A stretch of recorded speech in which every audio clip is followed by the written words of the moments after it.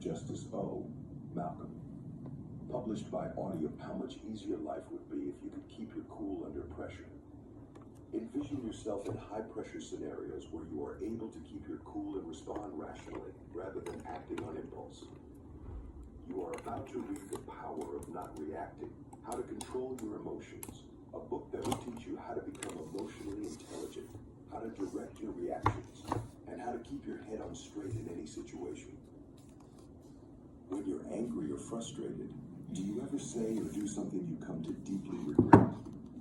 Everyone has. When we let our emotions control us, we could act rashly, which isn't always a good thing. Is it possible to alter it, though? Imagine for a second a world where you could control your reaction instead of just reacting without thinking. Acquiring that priceless talent is within your reach with the help of this book. Our journey begins by understanding the importance of emotional control. Emotions are a natural and vital part of being human, but when they take the driver's seat, they can lead us astray. This book will help you recognize the triggers that spark emotional reactions and provide you with strategies to manage those emotions effectively. By gaining control over your reactions, you'll be able to handle challenges with grace and make decisions that reflect your true intentions. The first step is recognizing the difference between reacting and responding. Reacting is often a knee-jerk, automatic response driven by emotion, while responding involves thoughtful consideration and deliberate action. This book will teach you how to shift from reactive to responsive behavior by cultivating self-awareness and mindfulness. You'll learn how to pause in moments of stress, giving yourself the space to choose a response that aligns with your goals and values. We will now explore mindfulness in further detail. To maintain emotional regulation, one must practice mindfulness, which is paying attention in the here and now without letting one's thoughts and feelings take over. This book provides easy to implement mindfulness practices that you can use every day to become more self-aware and less reactive to your feelings. Being attentive can help you get the composure and perspective you need to face any obstacle head-on. An additional effective method for dealing with emotions is breathing exercises. The physiological response to stress is to tighten up and breathe more shallowly, which in turn makes you feel even more anxious. In order to help you respond thoughtfully, reduce stress, and relax your nervous system, this book will walk you through easy breathing exercises. The book also explores the importance of understanding the root causes of your emotional reactions. Often, our most intense reactions are tied to unresolved issues or past experiences. By identifying these underlying triggers, you can address them directly, reducing their power over your emotions. This book provides exercises for uncovering and healing these emotional wounds, allowing you to respond more calmly and rationally in the future. The Power of Not Reacting provides stories of genuine people who have mastered the art of emotional regulation. Listening to their experiences will open your eyes to the value of emotional mastery and encourage you to put these lessons into practice in your own life. You'll find that your relationships, decision-making, and overall quality of life are all enhanced when you learn to control your emotions. The ability to manage your emotions is something you possess, so keep that in mind as you set out on this path. A life of calm, clarity, and meaning may be yours when you master the art of non-impulsive response. Welcome to The Power of Not Reacting, How to Control Your Emotions. Let's embark on this life-altering adventure side by side and discover the power that comes from being in control of our emotions. Imagine being in control of your emotions, not letting anger, frustration, or sadness dictate your responses. It's not just about suppressing emotions, but understanding them, regulating them, and using them wisely. You've probably been in situations where you reacted impulsively only to regret it later. But what if you could train yourself to respond rather than react, to stay calm despite the chaos around you? Here we will delve into a methodical approach to using non-reaction as a tool for emotional regulation, providing a fresh viewpoint on the subject. Are you prepared to go on this life-altering adventure? For more information about the ebook version of this audio, check the video description or visit audiobooksoffice.com. We noticed that 69% of you who listen to our video are not yet subscribed to the channel. Please help support the channel by hitting the subscribe button and liking the video. Thanks for inspiring us to create more content for you. Chapter 1. Understanding emotional triggers. Ever wondered why certain situations or comments instantly make you angry, sad, or anxious? You're not alone. These sudden emotional reactions are often caused by what are known as emotional triggers. Understanding these triggers is the first step towards gaining control over your reactions. Emotional triggers are basically events, conversations, or even people that spark intense, often overwhelming emotions within us. They're deeply personal and are often linked to past experiences or deeply ingrained beliefs about ourselves or the world around us. For example, if you were bullied in school, a colleague's offhand remark might trigger feelings of insecurity and fear. Or, if you've grown up feeling ignored, being overlooked in a conversation might trigger feelings of anger or resentment. However, it's important to remember that these emotions aren't necessarily a reflection of the present moment or reality. They're more like echoes of past experiences. Recognizing this can be incredibly freeing. It can help you understand that you're not reacting to the current situation, but rather to a memory or a fear. Understanding your emotional triggers isn't about placing blame on others. It's about gaining insight into your own emotional landscape. By becoming aware of what sets you off, you can start to take control of your reactions. You can begin to choose how you respond to your triggers, rather than being at their mercy. In the face of emotional triggers, vitally, you must understand your default response, as it often happens automatically and can cloud your ability to react thoughtfully. This response, ingrained in your behavior over time, is your go-to reaction when confronted with stressors or confrontations. It's that split-second decision you make, often without thinking, as a result of feeling emotional. It's essential to recognize that these default responses aren't inherently good or bad. They're simply your conditioned reactions, and they can be changed. However, to make a change, you first need to identify what they are. Are you quick to anger? Do you retreat into silence? Perhaps you become overly pleasing, or maybe you instantly deflect and blame others. The first step is to pinpoint your automatic reactions. To identify your default response, you'll need to do a bit of introspection. Reflect on past situations where your emotions were high. What was your immediate reaction? Did you raise your voice, withdraw, or burst into tears? Remember, there's no right or wrong answer here. The goal is pure understanding. It's important not to judge yourself during this process. You're not a bad person for reacting the way you do. These responses have likely served you in some way, possibly as a protective measure. But by identifying them, you open the door to gaining more control over your emotional reactions in the future. It's a vital step in harnessing the power of not reacting. Chapter 2. Recognizing the physiological response. As you plunge deeper into your emotional responses, you'll begin to notice the physical signs that accompany them, providing further insight into this automatic process.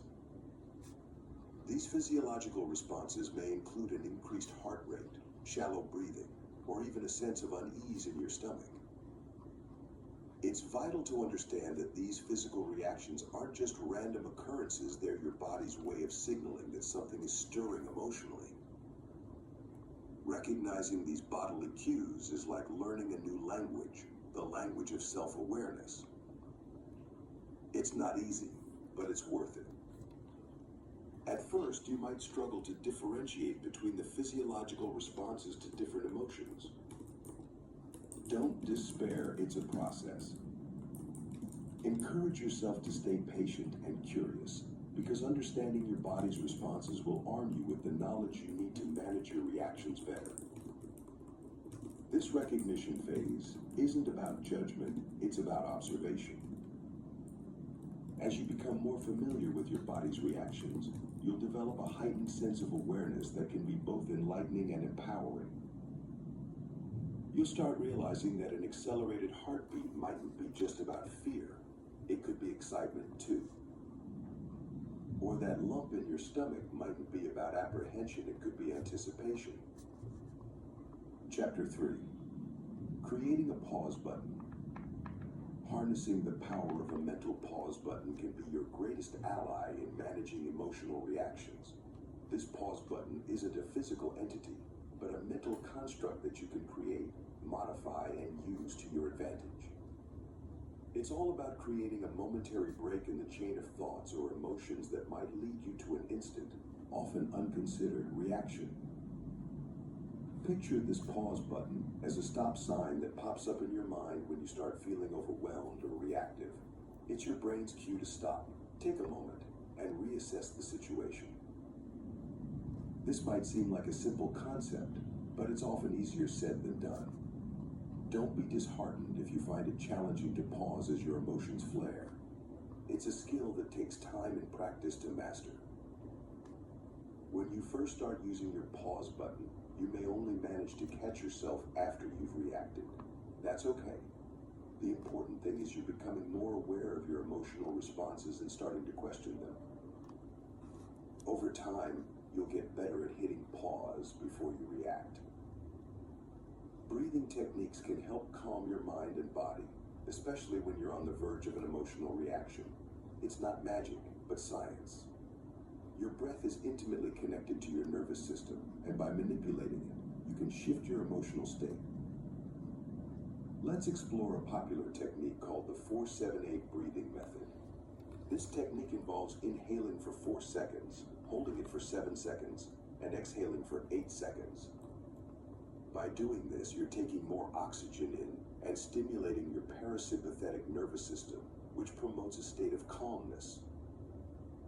When you're in an emotionally charged state, your body goes into a fight or flight mode. Your breathing becomes shallow and fast, clouding your judgment. By consciously changing your breathing pattern, you're effectively reversing these physical reactions, giving you the chance to think clearly and respond rather than react impulsively. The more you practice these breathing techniques, the more natural they'll become. Eventually, you'll find yourself using them instinctively whenever you're in a challenging situation. So next time you feel the heat of anger or the sting of hurt, pause, breathe, and regain control. It's a small step, but a crucial one in the journey towards emotional mastery. These breathing techniques offer another layer of control over your emotions, and that's the power of not reacting. Chapter 4. Mindfulness in everyday life. Incorporating mindfulness into your daily routine can profoundly transform the way you respond to life's ups and downs, making it a vital tool in your emotional control toolkit. It's not just about meditation or yoga, it's about being present in each moment and observing your thoughts and feelings without judgment. Consider, for example, when you're having a conversation. Are you genuinely listening, or are you waiting for your turn to speak? By paying full attention to what the other person is saying, you're practicing mindfulness. You're not reacting impulsively, but rather you're responding thoughtfully and constructively. This simple act can go a long way in improving your relationships and reducing stress. The same applies when you're eating. Rather than mindlessly munching away, try to savor each bite. Notice the texture, the taste, the aroma. By doing so, you're not only enhancing your dining experience, but also promoting better digestion and preventing overeating. Mindfulness can also be practiced during routine activities like washing dishes, brushing your teeth, or even walking. Instead of letting your mind wander, focus on the sensation of the water on your hands, the bristles against your gums, or the ground under your feet. This can bring a sense of peace and calm, making you less reactive to external circumstances. Chapter 5. Developing self-awareness skills. Building upon the practice of mindfulness, Developing self-awareness skills becomes an integral part of managing reactions and cultivating a more balanced life. It's about becoming the observer of your own thoughts, emotions, and behaviors. This self-observation isn't about judgment or criticism. It's rather a gentle and compassionate inquiry into one's own inner workings. When you practice self-awareness, you start to notice patterns. Maybe you react sharply when you're tired, or perhaps you're more anxious when you're hungry.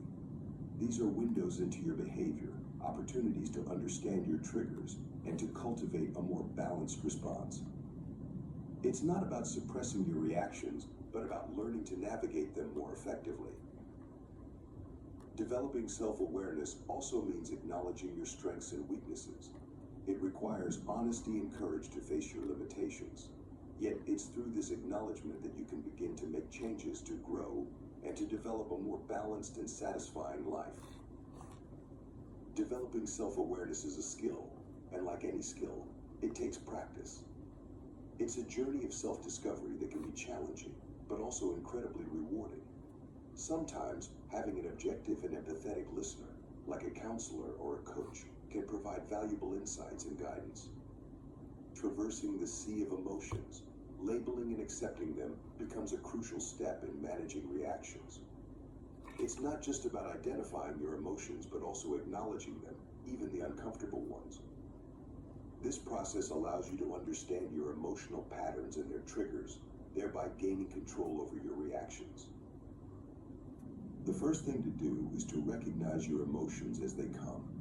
Are you feeling angry, sad, frustrated, or anxious? Don't shy away from these feelings.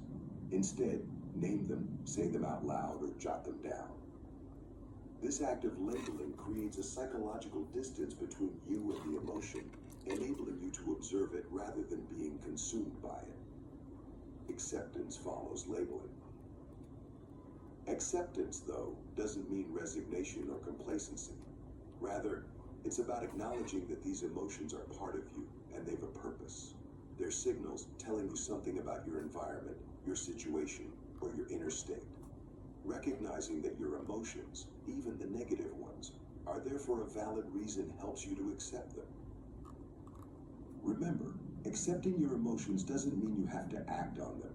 You're allowed to feel angry without lashing out, to feel sad without sinking into despair. Acceptance simply provides the clarity to understand these feelings, lessening the power they've over your reactions. Labeling and accepting emotions is a skill that takes practice. But with time and patience, you'll find that this process can lead to profound personal growth and improved emotional control. It's a pivotal step in harnessing the power of not reacting. Chapter 6. Reframing negative thoughts. After mastering the art of labeling and accepting emotions, it's time to tackle another essential skill: reframing your negative thoughts. This mental exercise requires you to consciously choose a positive or neutral interpretation over a negative one. It's about transforming your perspective to see situations from a different, more empowering angle. Consider this: you're stuck in traffic and you're late for a meeting. The frustration surges, and you think, this always happens to me. Why do I have such bad luck? This is a negative thought process that can spiral out of control, leading to heightened stress and anxiety. However, by reframing, you might think instead, this traffic gives me time to relax and listen to my favorite podcast before the meeting. Reframing isn't about denying reality or avoiding negativity. It's about widening your viewpoint, acknowledging the existence of different perspectives, and choosing the one that serves you best. Negativity can limit your potential and rob you of the joy in your life. By reframing, you're not only changing your thoughts, but also your emotional response to situations. Often, the world isn't as you see it, but as you interpret it. Reframing provides a way to shift that interpretation to a more positive or neutral one, which can be incredibly liberating. It's about controlling what you give your thoughts and emotions and letting go of what you can't.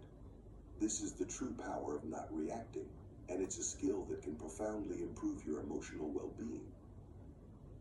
Chapter 7. Practicing empathy and compassion. While mastering the art of reframing your negative thoughts gives you control over your emotions, practicing empathy and compassion allows you to extend that control and understanding in responding to the emotions of others. These twin virtues, empathy and compassion, are the gateways to emotional intelligence, enabling you to connect with others on a deeper level. Empathy, the ability to understand and share the feelings of others, isn't an innate skill. It's something you can develop, like a muscle. Start by actively listening. When someone shares their feelings, don't just hear the words. Listen for the emotions behind them. Validate those emotions, even if you wouldn't feel the same way in that situation. Remember, it's not about you, it's about them. Compassion, on the other hand, goes a step further.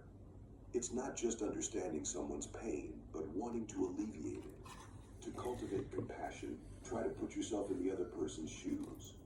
Imagine what it's like to be them, to feel their pain, their joy, their frustration.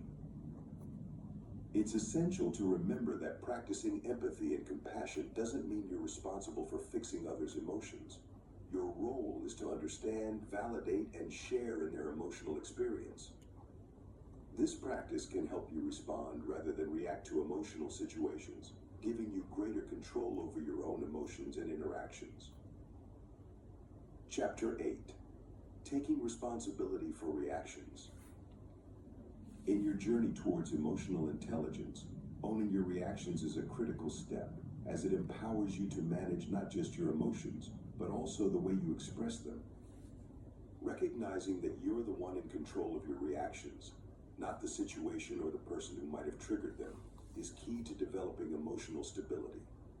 This is a vital necessity, but it's a journey worth taking. Think about your usual reactions to different situations. Are they truly serving you? Often we react impulsively, driven by instinct or habit, without considering whether our response is beneficial or destructive. You have the power to change this. By acknowledging that your reactions are your responsibility, you can begin to choose responses that align with your values and goals. This doesn't mean suppressing your emotions. It's about understanding them, processing them, and then deciding how best to express them. It's about learning to pause before reacting, creating a gap where choice resides. This pause allows you to respond rather than react, to choose understanding over judgment, and patience over frustration. Taking responsibility for your reactions also involves accepting the consequences of your actions. If your reactions have caused harm, making amends is crucial, and making amends where possible. This not only helps to mend relationships, but also reinforces your commitment to self-improvement. Chapter 9. Building emotional resilience. Building emotional resilience, your armor against life's challenges, requires a deep understanding of your emotions and a commitment to navigate through them rather than around. It's about developing a robust emotional immune system that can withstand stress, adversity, and hardship. The ability to bounce back and recover from emotional setbacks is vital for maintaining your mental health and overall well-being. Firstly, let's recognize that emotional resilience isn't about avoiding or suppressing your feelings. On the contrary, it's about acknowledging them, understanding their origins, and learning how to manage them effectively. You can't control the waves, but you can learn how to surf. Secondly, emotional resilience is about flexibility and adaptability. Life doesn't always go as planned, and that's okay. It's how you react to these unexpected changes that matters. Can you adapt, adjust, and find a way to thrive, even when things don't go your way? Finally, building emotional resilience involves cultivating a positive mindset. This doesn't mean you have to be cheerful all the time. It means you're able to hold on to hope and optimism, even in the face of adversity. It's about focusing on what you can control and letting go of what you can't. Chapter 10. Learning to forgive quickly. Another key strategy in bolstering your emotional resilience is learning to forgive quickly. a step that's often challenging yet incredibly liberating. It's not about dismissing the wrong or pretending it didn't hurt. It's about freeing yourself from the heavy burden of resentment and anger that weighs you down. When you hold on to grudges, you're not punishing the other person, you're punishing yourself. Your mind becomes a battleground of negative emotions, draining your energy and focus. But when you choose to forgive, you regain control. You're not forgiving for their sake, but for your own peace of mind. To master forgiveness, start by acknowledging the hurt. It's okay to feel wronged, it's a natural reaction. But don't let these feelings fester. Reflect on the situation objectively, without letting emotions cloud your judgment. Ask yourself, is holding on to this grudge benefiting you in any way? Then, make a conscious decision to let go. It's not easy, and it doesn't happen overnight. It's a process. Remind yourself that everyone makes mistakes, including you. Understanding this can make forgiveness feel less like a concession and more like a gift of kindness to yourself. Lastly, practice empathy. Try to see things from their perspective. This doesn't mean you're justifying their actions, but merely understanding them. This shift in perspective can be a powerful catalyst for forgiveness. Chapter 11. Letting go of ego and pride. Shedding the weight of your ego and pride can profoundly transform your emotional landscape, making you more receptive, empathetic, and resilient. Ego and pride often serve as a protective armor, defending against perceived threats and vulnerabilities. However, they can also become barriers, preventing you from acknowledging your mistakes and obstructing your ability to connect with others on a deeper level. Letting go of ego and pride isn't about denying your self-worth or potential. It's about establishing a healthier, more balanced perspective of yourself in relation to others. It's about recognizing that you're not always right, that you're not infallible, and that it's okay to be vulnerable and wrong sometimes. You're human, after all. Begin by becoming more self-aware. Notice when your ego or pride is taking control of your reactions. Are you defending yourself unnecessarily? Are you refusing to accept feedback or criticism? Are you insisting on having the last word? These are clear indicators that your ego and pride are in the driver's seat. Next, cultivate humility. Humility isn't about being meek or submissive, but about recognizing your place in the grand scheme of things. You're important, but so is everyone else. Your opinions matter, but so do others.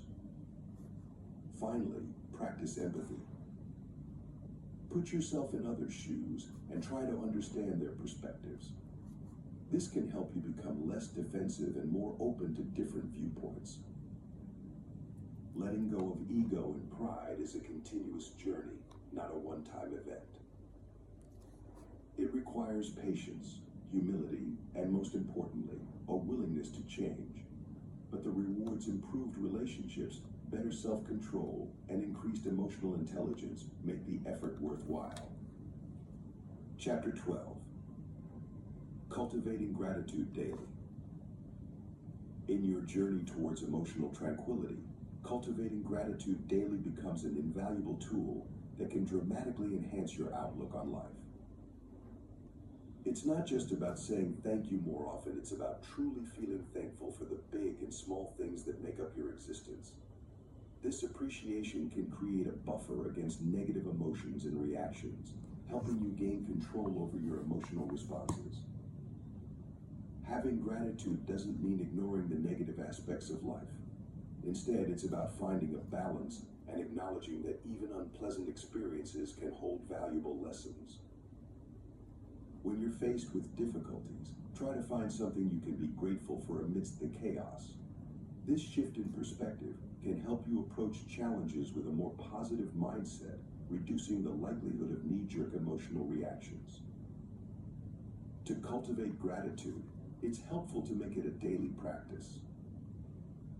You might keep a gratitude journal where you jot down a few things each day that you're thankful for. Over time, you'll find that this practice helps you to start naturally noticing the positive aspects of your life. You're not just jotting down words, you're rewiring your brain to focus on the good instead of dwelling on the bad. Chapter 13, Improving Communication Skills. Mastering the art of communication can substantially enhance your ability to maintain emotional balance and foster healthy relationships. This skill isn't innate, but it's something you can cultivate and refine over time. It requires a certain degree of self-awareness, empathy, and patience. Firstly, the cornerstone of effective communication lies in active listening. It's about truly hearing what the other person is saying, rather than just waiting for your turn to speak. This showcases respect and acknowledgement, which can pave the way for open and honest dialogue. Secondly, you should aim to express your feelings and ideas clearly and assertively, but never aggressively. This distinction is vital. Assertiveness involves standing up for your rights without violating others, while aggression disregards the feelings and needs of others. Your words carry weight, so choose them wisely. Furthermore, nonverbal communication can be just as, if not more, important as what you say. Your body language, facial expressions, and tone of voice send signals about your emotional state. Seek to verify that these align with your verbal messages. Finally, remember that communication isn't a one-off event. It's an ongoing process that needs regular practice. Be open to feedback, and don't be afraid to admit when you're wrong. This shows maturity and a willingness to grow, which can strengthen your relationships and help you control your emotions more effectively. In the end, remember that improving your communication skills is a journey, not a destination. The more you practice, the better you'll get. So keep at it, and you'll reap the rewards in time. Chapter 14, De-escalating conflicts effectively. When conflicts arise, as they inevitably will, your ability to de-escalate the situation effectively can substantially impact the outcome. De-escalation isn't about winning or losing, it's about transforming a potentially volatile situation into a more manageable one. The first step is to remain calm. Easier said than done, right? However, your calmness can often influence the other person's emotions. Remember, emotions are contagious. If you stay composed, you're subtly encouraging the other person to match your emotional state. Next, listen attentively. It's easy to get lost in our own thoughts during a conflict, but try to focus on the other person's words. Show empathy, not judgment. By doing so, you validate their emotions and demonstrate your willingness to understand their perspective, which can help to cool the situation. Then use non-confrontational language. Avoid absolutes like always or never, which can escalate tension. Instead, use I statements to express your feelings without blaming the other person. For instance, say I feel upset when instead of you always. Finally, suggest solutions. If the other party sees that you're committed to resolving the conflict rather than prolonging it, they're more likely to cooperate. Yet, it's essential to remember that the goal of de-escalation isn't necessarily to resolve the conflict right away, but to prevent it from escalating further. Mastering de-escalation techniques is a key part of harnessing the power of not reacting. Remember, it's not about suppressing your emotions, but effectively managing them to foster healthier interactions. Chapter 15, Setting Healthy Boundaries. Traversing through life's complexities, it's essential for you to set healthy boundaries that respect your emotional, physical, and mental well-being. Setting boundaries isn't about building walls or shutting others out. Instead, it's about creating a space where you feel safe, valued, and understood. Imagine boundaries as invisible lines that you draw around yourself. These lines define your personal space and dictate how you allow others to treat you. They outline your values, expectations, and limits. When effectively set, these boundaries can bolster your self-esteem, freedom, and individuality. Developing these boundaries begins with self-awareness. You need to understand your feelings, needs, and values. It's about knowing what you can tolerate and accept and what makes you feel uncomfortable or stressed. Once you've identified these, communicate them assertively. Be clear, yet compassionate, and remember, it's okay to say no. It's also crucial to respect other people's boundaries. Understanding and accepting that others have their own limits fosters mutual respect and empathy. It's a two-way street. Setting boundaries can be hard, especially if you're not used to it. You might fear rejection or confrontation. But remember, setting boundaries is a sign of self-respect. It's about prioritizing your well-being over pleasing others. Chapter 16. Managing stress and anxiety. While setting healthy boundaries is a key step towards self-care, learning to manage stress and anxiety also plays a vital role in maintaining your overall well-being. Stress and anxiety can be overwhelming, and if left unmanaged, they can lead to various physical and mental health issues. One effective way to manage stress and anxiety is through mindfulness. Mindfulness allows you to stay present in the moment, rather than dwelling on past regrets or future apprehensions. It's about recognizing your feelings without judgment and calmly acknowledging them instead of reacting impulsively. Healthy lifestyle choices can dramatically reduce stress and anxiety levels. Regular physical activity releases endorphins, the body's natural mood boosters. Proper nutrition fuels your body and mind, while adequate sleep provides the rest they need to function at their best. Mindset also plays an important role. It's often not the circumstances themselves that cause stress and anxiety, but your perception of them. By reframing negative thoughts into positive ones, you can dramatically reduce these feelings. Instead of viewing challenging situations as problems, see them as opportunities for growth. Lastly, don't hesitate to seek professional help if stress and anxiety become too overwhelming. Therapists and counselors are there to provide support and teach coping strategies. Remember, it's perfectly fine to ask for help, and it's a sign of strength, not weakness. Managing stress and anxiety is a journey, not a destination. It's about continuous learning and adapting. With these strategies, you're taking steps towards a healthier, happier you. Chapter 17. Developing patience and tolerance. Often, you'll find that developing patience and tolerance is as essential to your well-being as managing stress and anxiety. These qualities aren't about suppressing your emotions, but about understanding them and choosing not to let them control you. It's about acknowledging that you can't control everything around you, but you can control how you react to it. Developing patience requires understanding that things take time. You can't rush personal growth, healing, or change. It's not just waiting, but actively understanding and accepting the time it takes for things to happen. That's where tolerance comes in. It's about accepting that not everything will go your way, and that's okay. It's about embracing the discomfort of the unknown and not letting it provoke you into impulsive reactions. How do you develop these qualities? Start by acknowledging your feelings. When you're feeling impatient or intolerant, don't ignore it or push it away. Instead, recognize it, label it, and analyze it. What's causing these feelings? Why are you reacting this way? This awareness is the first step towards developing patience and tolerance. Next, practice mindfulness. When you're fully present in the moment, not dwelling on the past or worrying about the future, you'll find it easier to be patient and tolerant. Mindfulness helps you recognize that your feelings are temporary and that reacting impulsively won't help in the long run. Chapter 18. Practicing self-compassion regularly. In harnessing the power of not reacting, it's critical to practice self-compassion regularly.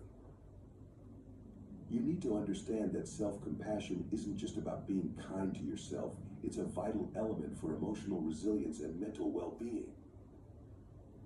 Embracing self-compassion is like opening a door to a healthier mental state, and practicing it regularly can fundamentally change how you perceive and deal with life's challenges. It's an act of understanding your emotions, acknowledging your pain, and responding to it with kindness and care. It's about loving yourself, flaws and all.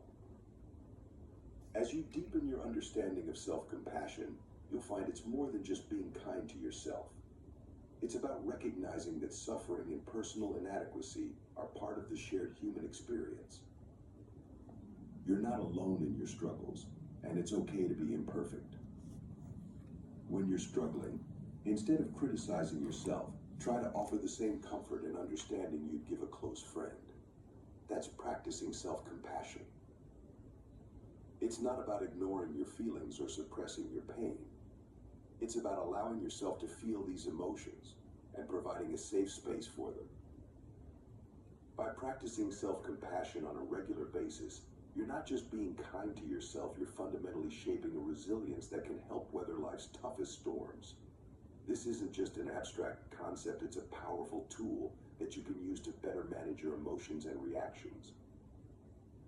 When you're compassionate toward yourself, you're acknowledging that it's okay to be imperfect.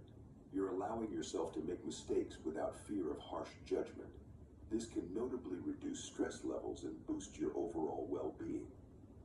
Self-compassion also fosters a deeper emotional understanding. It aids in recognizing your emotions without letting them control you. You become more emotionally intelligent, able to discern what you're feeling without immediately reacting. Moreover, it helps in building a healthy relationship with yourself. It's important to remember that the relationship you have with yourself sets the tone for all other relationships in your life. In essence, practicing self-compassion not only helps you maintain a balanced emotional state, but also enhances your ability to handle life's ups and downs. It's a powerful tool that, when used regularly, can provide substantial benefits in your journey toward emotional mastery. To cultivate a regular practice of self-compassion, you'll need to consciously integrate mindful habits into your daily life that nurture kindness towards yourself. Start by setting aside a few minutes each day to reflect on your thoughts and feelings.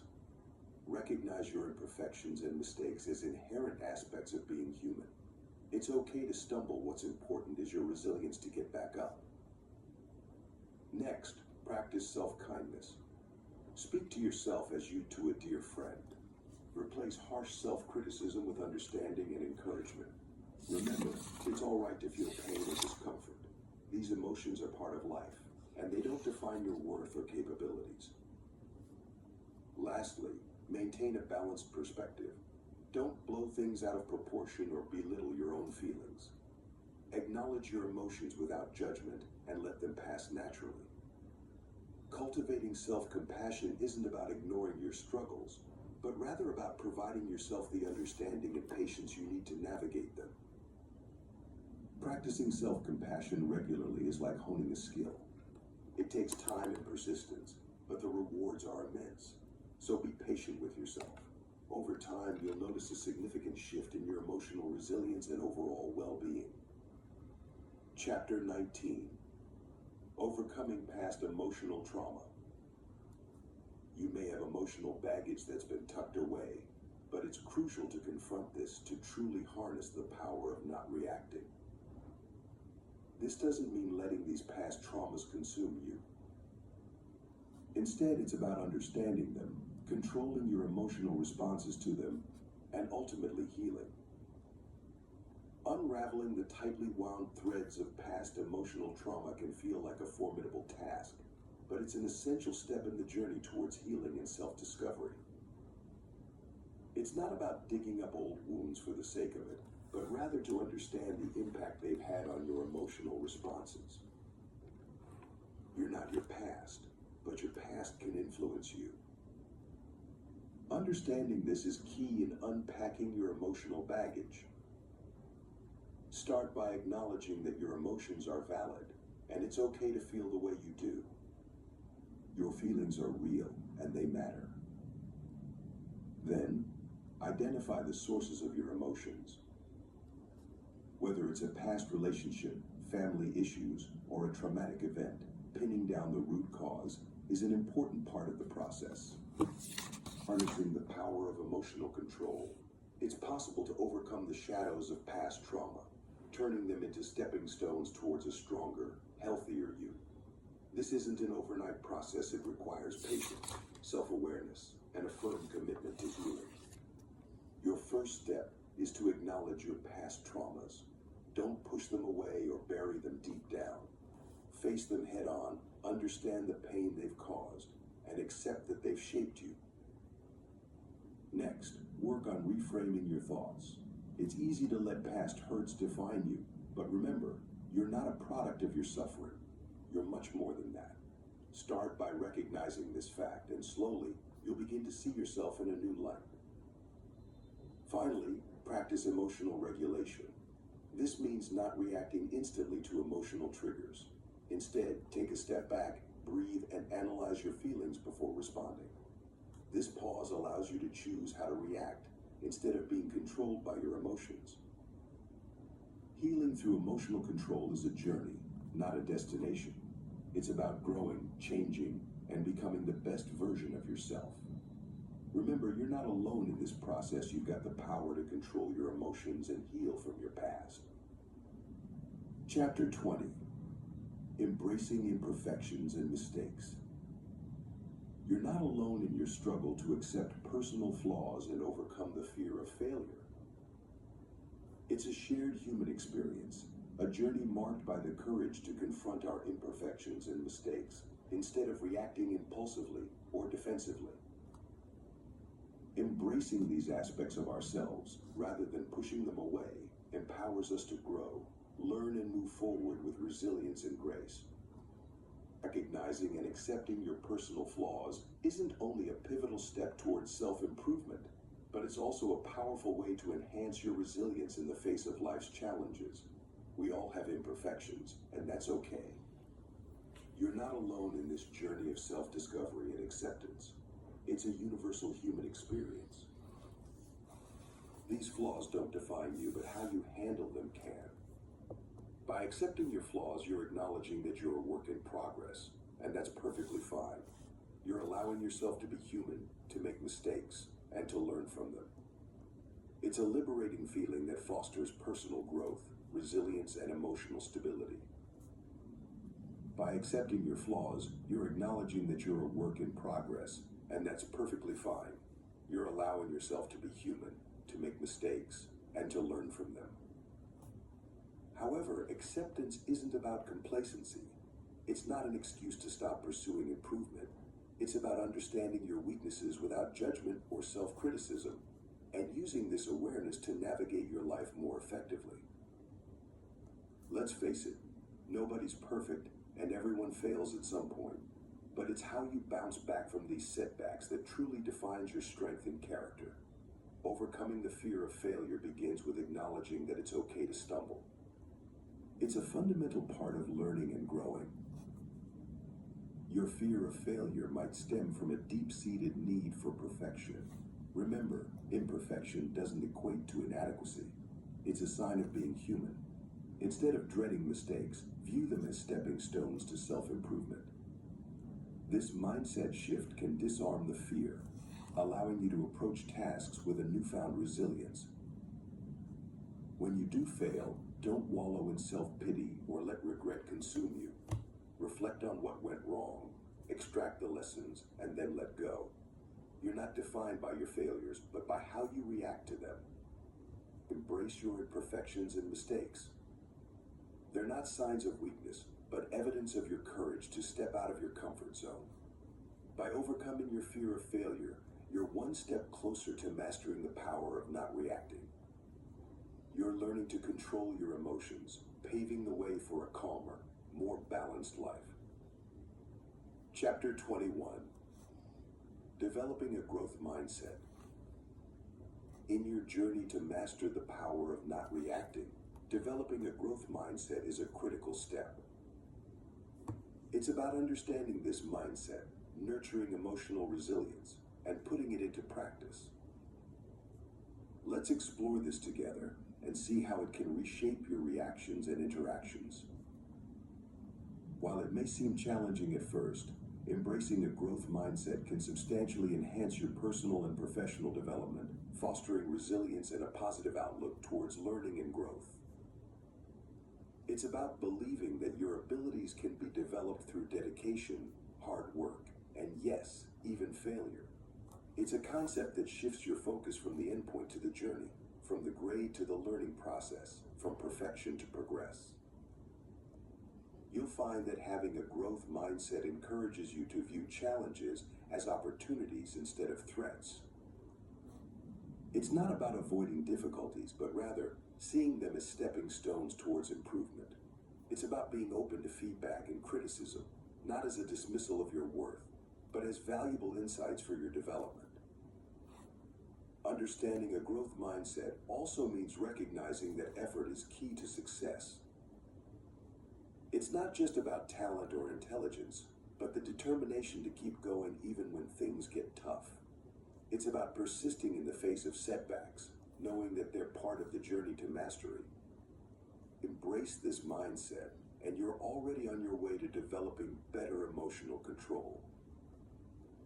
Building emotional resilience goes hand in hand with adopting a growth mindset, offering you the strength to navigate life's challenges with grace and adaptability. It's not about ignoring your feelings or pretending everything is fine. Instead, resilience is about acknowledging your emotions, understanding them, and allowing them to pass without letting them control you. Cultivating resilience begins with self-awareness. By recognizing and acknowledging your emotional reactions, you're taking the first step towards controlling them. It's okay to feel upset, angry, or anxious. These emotions are part of being human. Next, practice self-compassion. Understand that it's okay to make mistakes and have bad days. These experiences don't define who you are. They're merely stepping stones in your journey of growth and self-improvement. Lastly, maintain a positive outlook.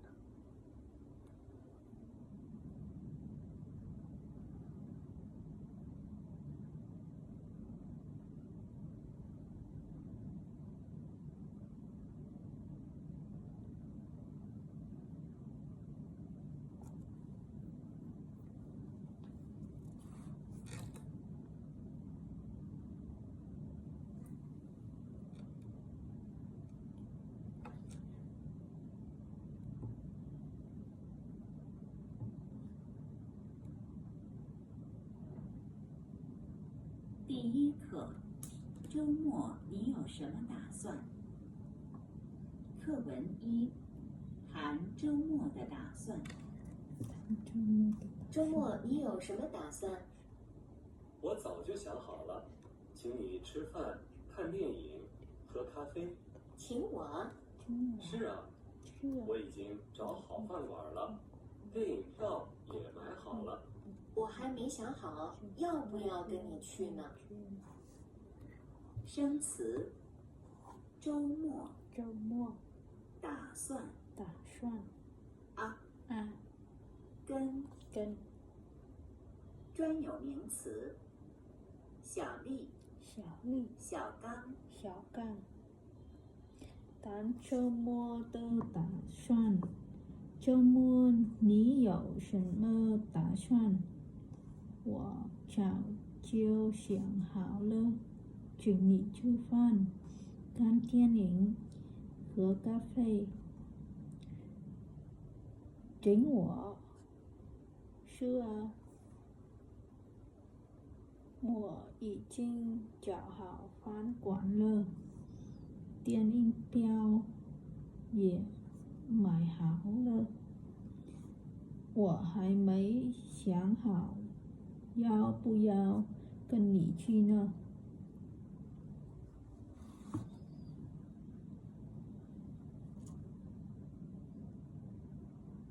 课文2，在家。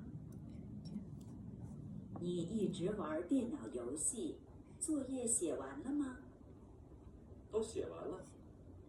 明天不是有考试吗？你怎么一点儿也不着急？我早就复习好了。那也不能一直玩啊。生词：一直、游戏、作业、着急、复习。你一起玩电脑游戏。作业写完了吗？都写完了。明天不是有考试吗？你什么意见也不着急，我就复习好了，那也不能一起玩啊。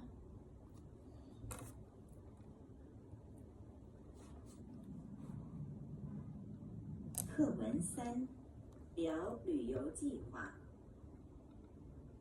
下个月我去旅游，你能跟我一起去吗？我还没想好呢，你觉得哪儿最好玩？南方啊，我们去年就是这个时候去的。南方太热了，北方好一些，不冷也不热。生词：南方、北方。聊旅游计划。下个月我去旅游，你能跟我一起去吗？我还没想好呢。你觉得哪去好玩？南方啊，我们去就是这个时候去的。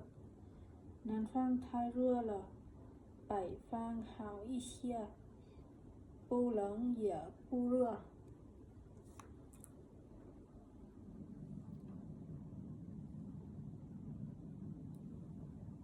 课文4，准备去旅游。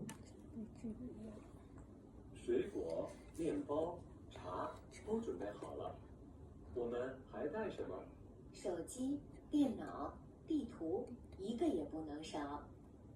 这些我昨天下午就准备好了。再多带几件衣服吧。我们是去旅游，不是搬家，还是少带一些吧。生词：面包、带、地图、搬。准备去旅游。水果、面包、茶都准备好了，我们还带什么？